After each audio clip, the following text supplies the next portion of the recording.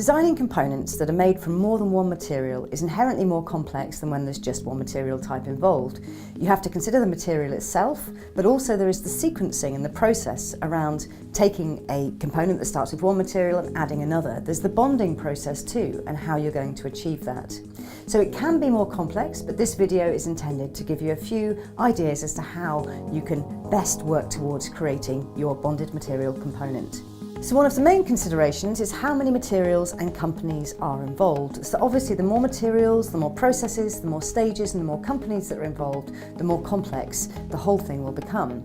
And what's really important is that whatever materials you're using, that those materials are being processed by somebody who is an expert in that material, rather than using a one-stop shop where the expertise is lacking. The second thing to consider is the environment and the bond strength required.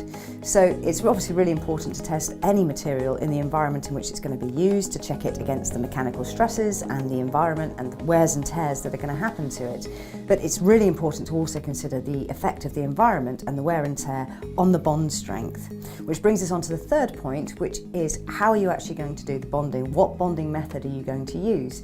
So at Meadex we use two main forms. We use chemical bonding and we use mechanical bonding. And it may be, depending on the material, that one is suitable or perhaps it's the other, or sometimes even a combination of both. So the fourth thing is to really plan the process. So with a number of different materials involved, it's really important to know those material lead-in times and the production times, especially if there's a number of different companies involved. Some materials require specialist treatment, pre-bonding or post-bonding, and all of that needs to be taken into account. It's a really good idea to get all parties involved around a table to sit down and bottom out the process, including the testing regime and any certification that is required. The fifth and final point is that prototyping is essential, and of course with regards to the product we generally know that in terms of testing the product in its actual environment and under the wear and tear and pressures that it's going to face. But actually prototyping the process can be really important here if it is complicated and if there are multiple organisations involved, to actually look at how the process could be done differently. So prototyping the process as well as the product, really important for bonded material components. So to summarise, there are 5 things that we would advise you consider when you are looking at designing bonded material components. The first one is how many materials and companies are involved and trying to keep those to a minimum. The second is the environmental impact on the bond strength itself. Thirdly, the bonding method. Are you going to use a chemical method, a mechanical method, or a combination of both?